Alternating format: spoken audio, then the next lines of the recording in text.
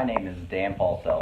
I'm case manager at Akua Mind and Body. What I was going to talk to you today about was prayer and meditation.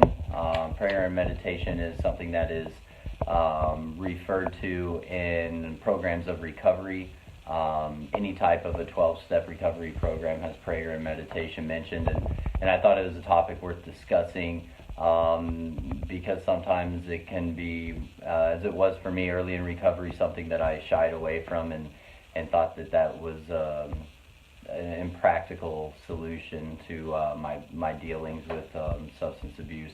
To break it down, a quick little idea, synopsis, thought about prayer and meditation is, we feed our bodies with food and water, right? Like the body needs that to process, to function, to stay healthy. But what about our emotional state, our intuitive nature, our mind as a whole, right? Our soul, our spirit, all of those things. Like, how do we feed that? Like, what does that look like, and what are tools? And I suggest that prayer and meditation are two key aspects of that, along with the idea that this may be out of reach for you, in a sense. If you're thinking that that's not something that will work for you, I can relate to that, and I just want to make that clear. As I sit here today, I practice prayer and meditation regularly in my life, but I was once a guy that saw no use in that, and my experience was I was not interested in a higher power when I was looking into recovery. I was told that that was the answer, and that was something I better get with. That's the program, that's what we're after. And so how to have a relationship or a conscious contact with that seemed very lofty spiritual idea that I had no access to. There was no way for me to get to that. And I offer this to you to think about it when you hear like a doctor practices medicine or an attorney practices law, right?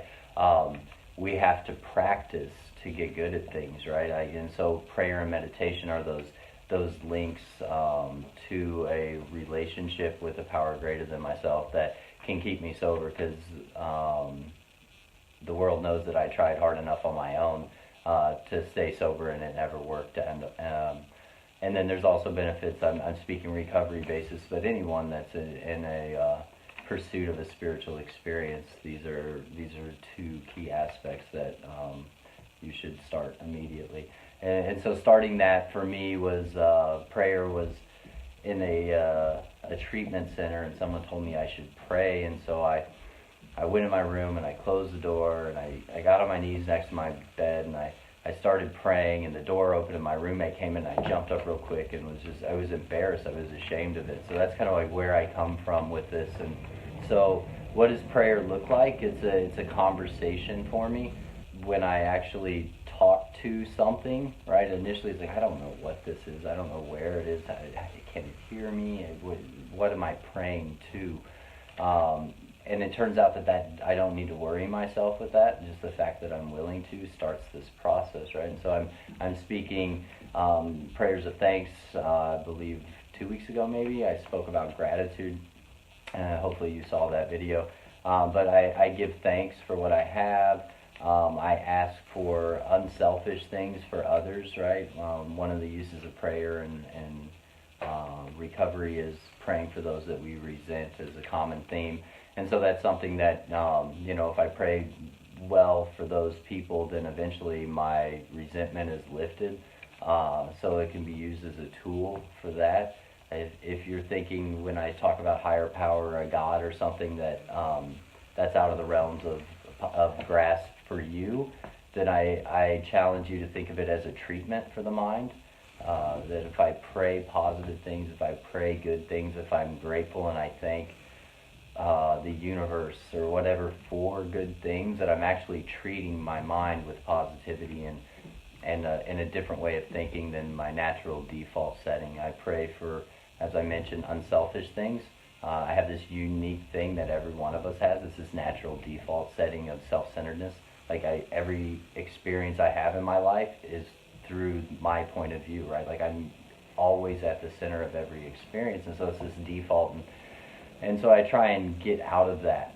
Turns out that's a big problem in a a fuel that keeps the fire of my addiction burning. So I can use prayer to change my thinking in a sense, and to begin to have this contact with the power greater than myself.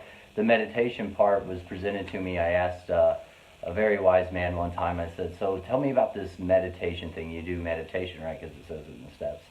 And so what do you do is it guided? What do you do? And he kind of chuckled and he said, oh, okay, so that's what you want to know. I said, so if praying is speaking to something else, a power greater than myself, so meditating is listening, right? The text that I work out of says I'll intuitively know how to handle situations, or what used to be an intuitive thought becomes a working part of the mind. That's what this is talking about. I ask for guidance, I ask for an idea other than mine, and then I listen. And I through practice, again, I point that out, through practice I start to get these answers that are different than what my first thought is. It's selfish, me, mine, get mine, whatever. Like, how am I going to get this? God, give me a new job, a raise, or whatever, like all this stuff. And then I go look for ways to grab it and take the reins back. But if I listen, and so I practiced meditation, and it was 10 seconds, and a thought would come in, and I would get angry at that thought. I'm like, man, I can't meditate. I'm terrible at this. And that thought plagued me for a little while. I'm just no good at this, and this thought keeps coming in, and I thought meditating was having this blank mind, right? And there's different forms of meditation. There are the guided ones, or the getting in the void, or that space, right, where there's just nothing going on. And so you can attempt different things with it. One great tool that helped me, if you're looking to get into meditation or thinking about it, is, and you'll hear this from a lot of people, this is not an original thought, but when a thought comes in, if I'm trying to sit in silence and still, to welcome it and be like, oh, that's interesting, you're floating by, I'll talk to you later, I'm not going to deal with that right now. And then another one will come, and, oh, good to see you, but I don't get angry, I don't attach an emotion to it. I'm just like, oh, okay, that's nice, I'll see you later, right? And that keeps me a little more grounded and focused. And through practicing that, I can get longer and longer stretches of meditation, or getting in the gap and just shutting off and relaxing. And so that's one form of meditation. Other things that come out of that are just a better sense of processing. I'm more aware, I'm more calm. I understand what's going around me, instead of really busy thoughts and trying to figure everything out. It's like I'm just kind of present, and that becomes a thing that you may notice over time. So if I were to look at prayer and meditation as individual tools, they're both very, very useful. The next level would be linking those together. If I do the self-examination that's talked about in a 12-step program, through a 4th step, 5th step kind of stuff, digging and seeing what's going on. But later on I do a 10th step, and it's a nightly review of my day, right? That's the examination of my day, my life, how I'm showing up. And I can pray over that. I can pray on resentments daily.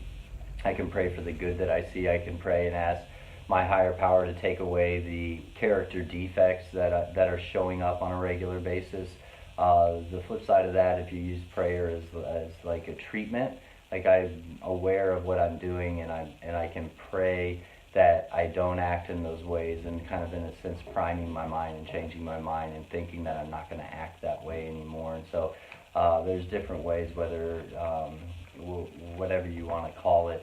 Mine is a spiritual experience, others it's just a practical application of something and using it as a treatment. But when I combine that examination with prayer and meditation, then I start to see real results. So they're not just individual things that I'm doing, but it's this whole culmination of this routine or ritual that I do nightly that allows me to examine, be aware of, ask questions, begin to get intuitive thoughts, begin to get clear thinking, become aware of how I'm showing up and watching when those things come up again and not acting on them. So there's this culmination of this, all these little tools that are given to us that change our perspective on life, that change how I show up on a daily basis.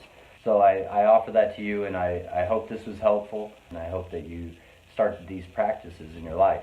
Just a practice. You may not be great at praying. You may not be great at meditating, but with time, they will become things that you will not want to live without, right? It's like I need my food, I need my water.